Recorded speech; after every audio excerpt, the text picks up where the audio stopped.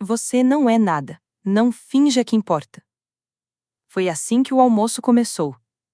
Minha mãe falou isso como quem observa a chuva pela janela, sem emoção, e meu irmão Gabriel completou: Sinceramente, a gente esquece que você existe metade do tempo. Os dois riram como se fosse uma piada interna, daquelas que só eles entendem. Eu deveria ter entrado na brincadeira, mas não ri. Em vez disso, bati o garfo de leve no copo, um som baixo e agudo, e disse: Isso não vai demorar muito. O rosto da minha mãe já tinha perdido toda a cor. Eu não chorei, não pisquei. Quando você cresce com gente assim, aprende a usar a expressão como um escudo em branco, um daqueles que não deixa transparecer nada. Você não dá material para elas guardarem no bolso e usarem contra você depois. Chamam isso de brunch, mas sejamos sinceros, é almoço de domingo com espumante e um clima de julgamento. Os pratos mudam, mas o ambiente é sempre o mesmo. Frio, cortante, cheio de farpas. No meio de uma torta salgada ressecada, assada até o talo, minha mãe assumiu seu papel clássico, crítica oficial da família. Ela encara as refeições como se fossem provas de desempenho, embora eu nunca tenha sido contratada para aquele cargo em que, pelo visto, tô sempre reprovada. Você é um ninguém, ela repetiu. O tom era casual, como se estivesse lendo a receita do bolo da vovó. Gabriel, cuja maior conquista é sobreviver com um Wi-Fi decente, concordou com seu eco habitual. Sorriu como quem acha que é a estrela principal de uma comédia e que todo mundo deveria rir. Eu, claro, não dei risada. Em vez disso, bati o garfo no copo outra vez. Só uma batidinha para avisar que eu estava ali. Então, isso não vai demorar muito. Essa promessa chamou a atenção deles. Minha mãe fez uma pausa no meio da frase. Ricardo, o marido dela desde que eu tinha 15 anos, o cara que entrou na história, casou com ela e depois apagou meu pai, se inclinou para frente, como se eu fosse tirar um coelho da cartola. Gabriel ficou com uma cara de quem não entendeu nada. Enfiei a mão na bolsa e tirei uma pasta preta. Nada de especial, nada de drama. Apenas deslizei a pasta pela toalha da mesa na direção dela. Ricardo semicerrava os olhos. Parecia esperando um ingresso para um show. Gabriel tinha cara de quem recebeu lição de casa atrasada. Minha mãe não mexeu uma palha no começo. Olhou para a pasta, depois devagar estendeu a mão e pegou. Abriu a capa, folheou a segunda página, depois a terceira. Observei a transformação no rosto dela em câmera lenta. Como quem percebe que os freios não funcionam e que o abismo está mais perto do que imaginava. Os dedos dela começaram a tremer. O sorriso irônico de Ricardo sumiu. Gabriel congelou com o garfo a meio caminho da boca. Ela chegou na última página. Você, pequena, murmurou. Ricardo se levantou num pulo, a cadeira rangendo no chão. Você disse que apagou aquilo! Eu também me levantei, ajeitei o suéter com calma e peguei minha bolsa. Os originais estão com pessoas importantes, disse. Este exemplar é só para você. Aproveite. Então fui embora. Vamos voltar um pouco no tempo. 3 meses antes contei para eles que estava sem dinheiro, que precisava de ajuda, que não dava para manter meu apartamento. Disse que não tinha para onde ir. Eles me deixaram voltar para casa, mas nada gentilmente.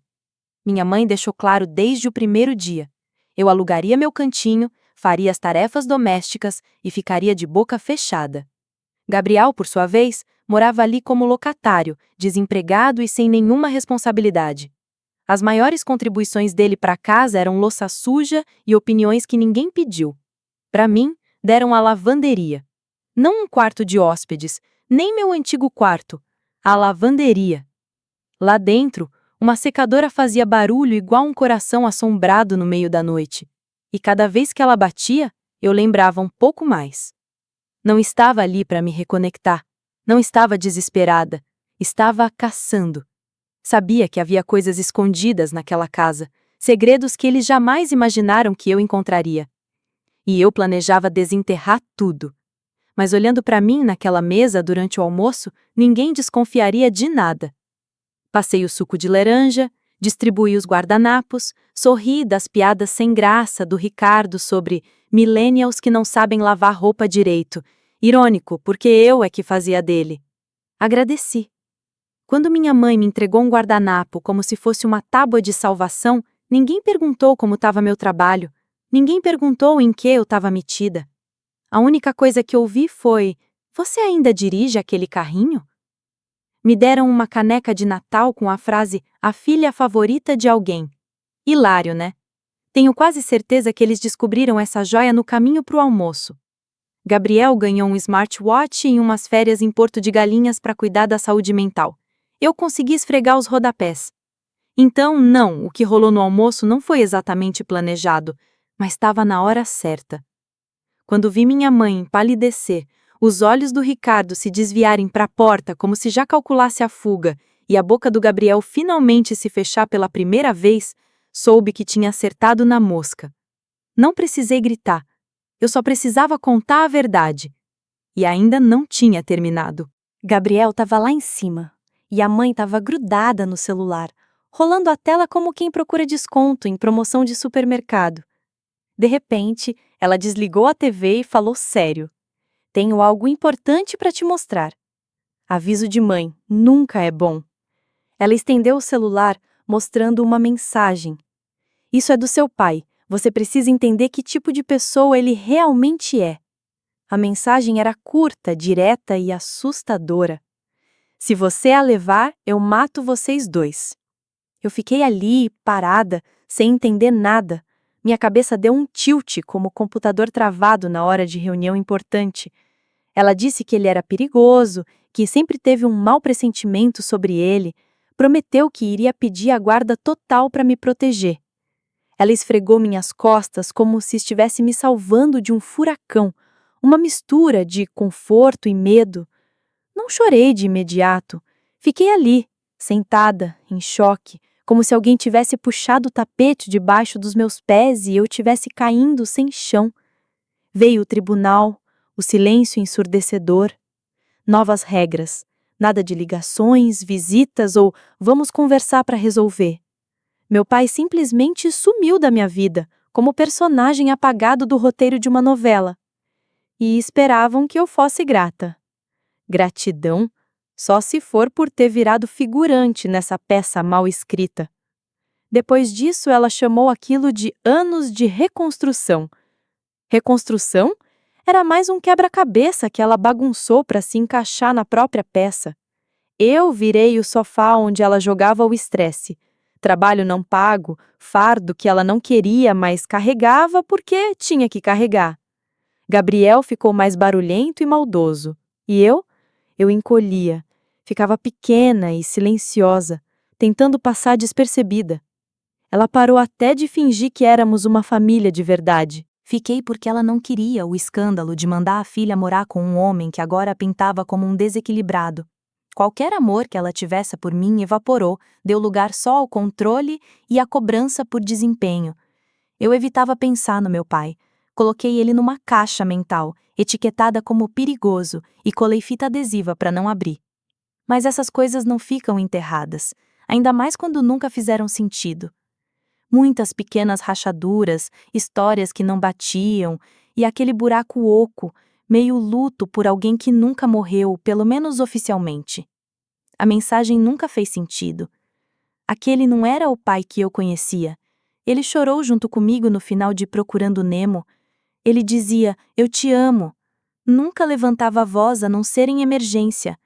Mas eu não disse nada disso, porque quando você admite uma mentira, começa a duvidar de tudo, e eu não estava pronta. Chegaram os meus 20 e poucos anos e a dor apertou mais. As perguntas começaram a se empilhar. Numa dessas noites, o sono fugiu, e aquela mensagem ecoava na cabeça. Eu tinha 23 anos. Num impulso, peguei o celular e mandei uma mensagem. "Oi, não sei se ainda é seu número, mas queria dizer oi, Elisa." 15 minutos depois, ele respondeu. Foi aí que tudo começou a mudar. Nos encontramos num parque 3 dias depois, lugar neutro, sem ninguém para puxar conversa. Eu esperava ver um homem endurecido, amargurado, mas ele parecia o mesmo, mais velho, com uns fios grisalhos, mas ainda ele. 2 cafés depois, perguntei da mensagem. Ele não hesitou. Eu não enviei. Nunca enviaria. Ele não tentou jogar culpa em mim, não chorou. Só disse que lamentava o que eu tinha passado. E, de algum jeito, eu acreditei. Não porque ele tivesse provas na mão. Ele não tinha. Mas porque algo em mim finalmente se acalmou. Comecei a investigar. Sem plano mirabolante, só instinto. Não era hacker nem delatora, só uma filha querendo a verdade. Fiz curso, tirei certificado, virei investigadora particular. Não daquelas de filme, mas de papelada, pesquisa, rastreamento digital. Quando me senti pronta, voltei para casa. Contei para a mãe que tinha perdido o emprego e precisava de um lugar para ficar. Ela nem me olhou direito e me colocou para trabalhar na lavanderia. Perfeito. Enquanto ela cuidava para que eu ganhasse meu sustento, eu procurava. Finalmente, achei. Um notebook velho escondido atrás de suéteres, protegido por senha, mas nada que eu não pudesse quebrar. Entre pastas bagunçadas, Legal 1, backup de ativos e uma com nome novo, juro que só abri o computador dela para verificar uma coisa. E lá estava, o rascunho da mensagem falsa. Se você a levar, mato vocês dois. Salvo em um arquivo Word 5 dias antes dela dizer que tinha sido enviado. Tinha notas na margem, várias revisões, até um comentário, dramático demais. Mas isso nem foi o pior. Achei e-mails antigos entre ela e Ricardo, lá dos tempos que eram só amigos, planejando como fazer meu pai parecer instável, como proteger o dinheiro. Sobre o dinheiro, ela contou para todo mundo que meu pai perdeu tudo num investimento furado durante o divórcio. Disse que metade dos bens tinha evaporado. Só que ela fez backup de tudo, claro. Achei registros bancários, transferências para uma conta nas Ilhas Caimã, empresas de fachada no nome do Ricardo. Eles roubaram tudo. A casa, o negócio, as contas, até a guarda. Deixaram meu pai só com o nome sujo. Então, imprimi tudo, fiz cópias e entreguei uma para ela. Deslizei na mesa do brunch como um lembrete silencioso. 3 noites depois, bateram na minha porta. Olhei pelo olho mágico. Era meu pai. Ele não disse oi, só sorriu cansado e... Recebi a ligação. Está acontecendo. O advogado dele tinha reaberto o caso, começado o processo para recuperar a casa, o dinheiro e limpar o nome dele. Já estava tudo em andamento. Ele entrou, eu preparei um chá e nos sentamos no sofá como se fosse um dia qualquer. Então perguntei: quer saber como eu descobri tudo? Ele assentiu. Então eu disse: não tudo ainda, mas chega para começar. Quando terminei, ele me olhou e falou: você não precisava ter feito isso. E eu respondi: não fiz por você, fiz por mim. Aí começaram a chegar as mensagens. Gabriel, o que está acontecendo? Você vai mesmo destruir a família por causa de coisas antigas? Você a fez chorar. Depois veio uma da minha mãe. Só uma linha. Você ainda não terminou. Não pense que já acabou, senhorita. Não respondi nenhuma. Eu já sabia o que vinha pela frente. Eles nem faziam ideia do quanto eu ainda tinha guardado. 2 dias depois que meu pai entrou com o pedido, chegou a carta. Carta registrada. Daquelas que fazem a caixa de correio parecer um túmulo de silêncio. Eu não estava em casa, mas soube depois. Aparentemente, minha mãe abriu na cozinha, leu a primeira página e deixou a taça de vinho cair. Um vermelho vivo na mesa, ao meio-dia. Ricardo tentou bancar o descolado, o que foi hilário, já que o nome dele apareceu logo na segunda página. Eu pagaria para ver a rapidez com que ele googlaria o que acontece quando contas offshore nas Ilhas Caimã são rastreadas. Gabriel continuava mandando mensagens como se eu estivesse só passando por uma crise.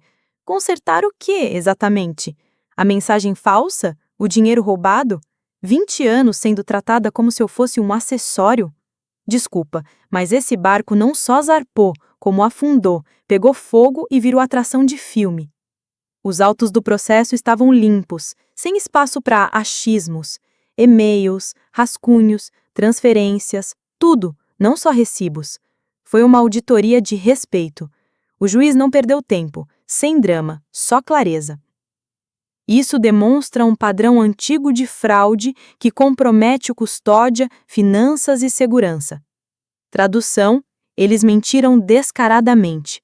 No papel, a decisão era a devolução integral de cada centavo, com multa e juros. Tiveram que vender a casa, os carros, os investimentos. Ricardo tentou alegar que não sabia de nada. Eu confiava no planejamento financeiro da minha esposa. Ah, claro, que funcionaria melhor se ele não tivesse assinado pessoalmente as transferências bancárias, né? A casa foi vendida com prejuízo em menos de um mês. Minha mãe se mudou para um apartamento minúsculo, sem isolamento, com torneira pingando. Pela primeira vez na vida, ela não fez festa de inauguração.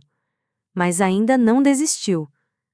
Cerca de uma semana depois da decisão, ela tentou uma última cartada. Criou um perfil no Facebook usando o meu nome. Mesma foto, mesma biografia, até copiou uma postagem antiga minha. Depois começou a postar umas loucuras.